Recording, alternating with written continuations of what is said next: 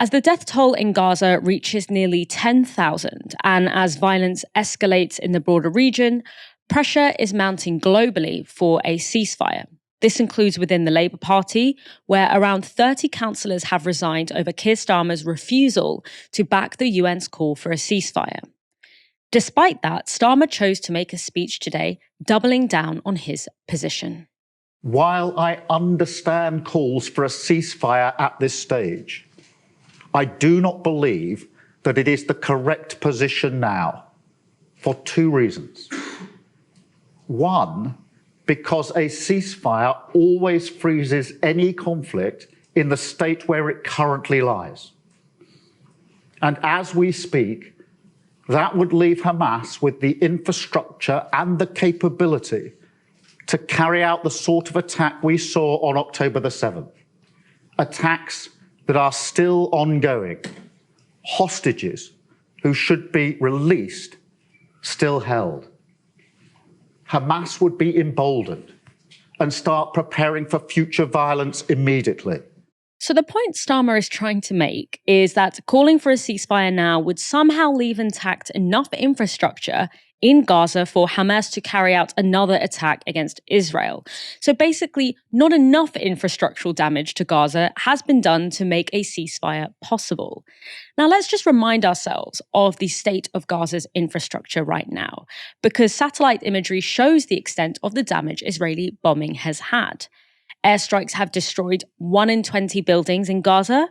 At least 45% of housing units have been destroyed or damaged. 15 hospitals and 32 health centres are no longer in service. 38 schools have been destroyed or severely damaged, with nearly 200 more damaged to some extent. And that's before you even get to the fact that the Gazan population is being slowly starved of food, water, and essential health resources by Israel's blockades. The vast majority of damage being done is to civilian, not military infrastructure, and Israel is being given the green light by US and British politicians to continue. So my question to Starmer is, how much of Gaza's infrastructure has to be damaged before you deem it safe enough to call for a ceasefire? Will it only be safe enough when every single hospital, school, power plant, home, sanitation facility has been razed to the ground? Will it only be enough when life cannot meaningfully continue for any human being in the Gaza Strip? When will it end? So Starmer can't call for a ceasefire. Instead, this is his proposed solution. Our current calls for pauses in the fighting for clear and specific humanitarian purposes, and which must start immediately, is right in practice as well as principle. In fact, it is, at this moment, the only credible approach that has any chance of achieving what we all want to see in Gaza: the urgent alleviation of Palestinian suffering, aid distributed quickly, space to get hostages out. Calling for a humanitarian pause is basically how politicians are paying lip service to caring about Palestinian lives, while still holding the position that Israel has the right to continue its attack on Gaza with impunity. Because let's not forget, Starmer may have made general statements that international law must be upheld, but he's refusing to condemn actual violations of international law that are happening now. On the contrary, he's previously said that Israel should have the right to cut off water and food supplies to 2 million Gazans, which is a clear war crime. And he may have rode back on that now, saying he basically didn't understand the question that was being asked of him. But this speech shows that his fundamental position hasn't changed, that Israel should be allowed to do whatever it wants without serious and immediate accountability or intervention. And in that case, calling for a humanitarian pause is meaningless. It's basically just saying, let's take a little break between war crimes. And that is a cop-out from a man who is likely going to be our next prime minister.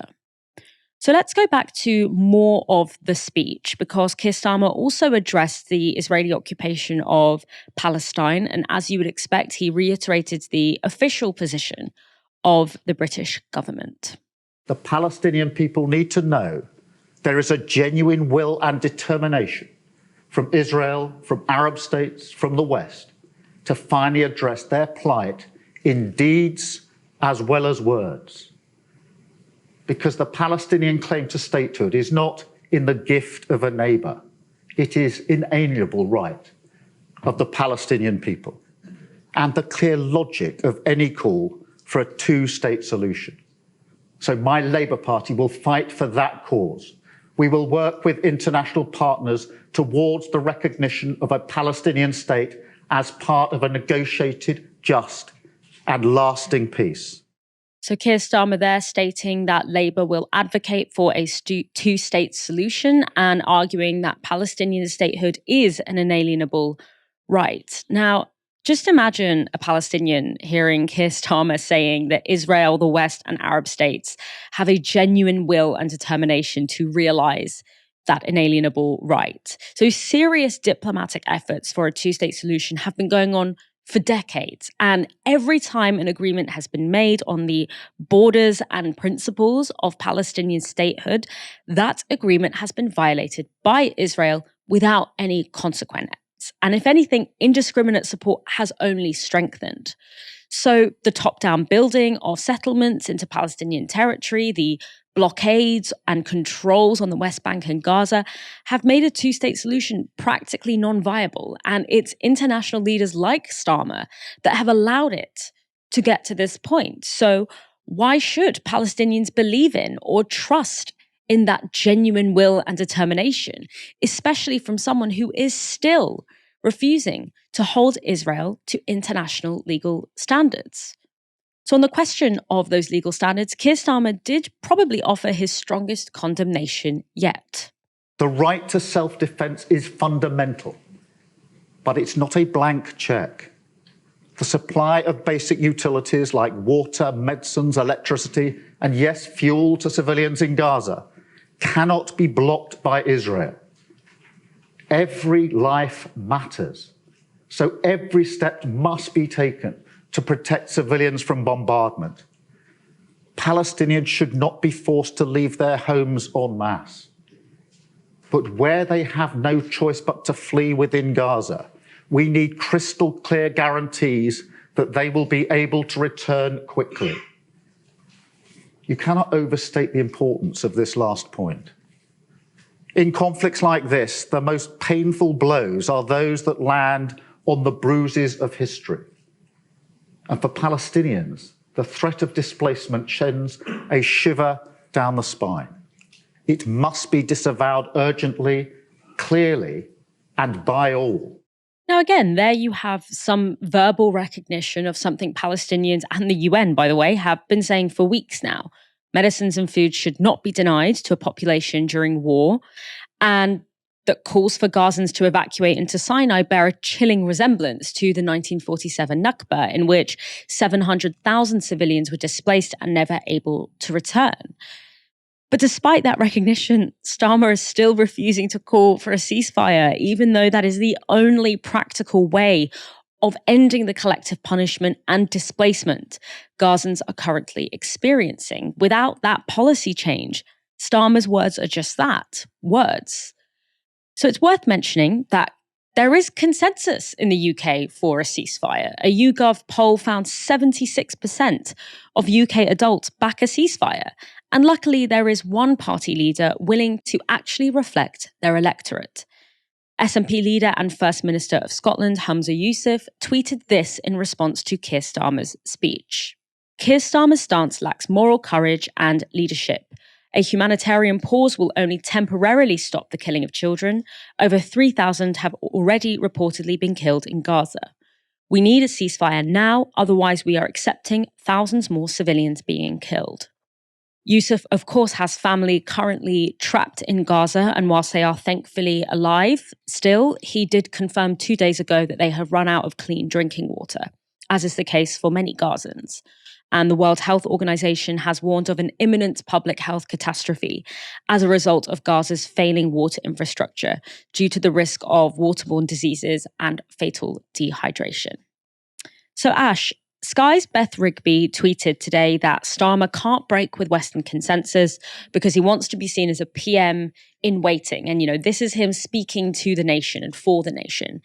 How do you think the British public are actually going to receive this?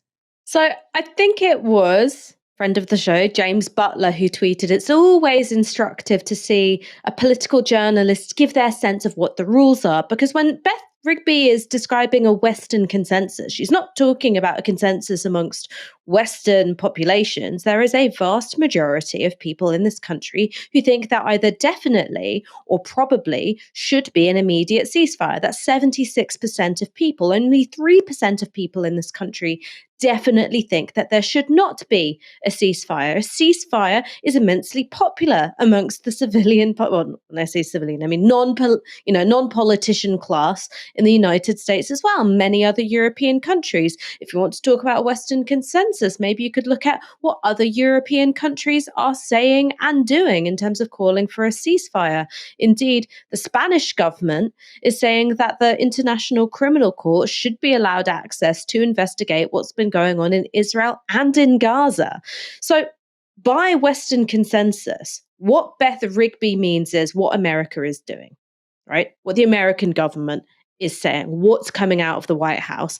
And in a way, you just sort of want her to say that. You're not talking about Western consensus, you're talking about what the White House is saying, and so we can follow along like the good little lapdogs we are, just like the early 2000s. We have more on this story in a moment, but first, you may have noticed that we are currently running a fundraiser at the moment. Your choice to fund independent media is the reason we can bring you this show, so thank you. And we're looking for 5,000 more supporters. So if you want to support our journalism, then you can sign up from just £1 per month. The link to do so is novaramedia.com/support, and that link is in the description below. Now, back to Starmer. The press may be willing to excuse Keir Starmer's lack of moral leadership, but regular people are not. After his Chatham House speech, Starmer was met with protesters representing the Palestinian youth movement, Jewish peace groups, and Labour members. A spokesperson for the coalition told Novara Media this. As Starmer announced he is rejecting the UN and international humanitarian organisation calls for a ceasefire, we gathered to protest outside Chatham House. When he came out, we confronted him about his defence of Israeli war crimes and complicity in genocide in Gaza. Our message to Keir Starmer, David Lammy, and other UK political leaders is simple. Wherever you go, we will follow, asking how many more Palestinians you will allow to be killed before you finally support peace. Free Palestine. And here's footage captured from the moment that Starmer left the building. Shame! Shame! Ceasefire now! Ceasefire now! Ceasefire now! Ceasefire now! Ceasefire now! Ceasefire now! Ceasefire now! Ceasefire now!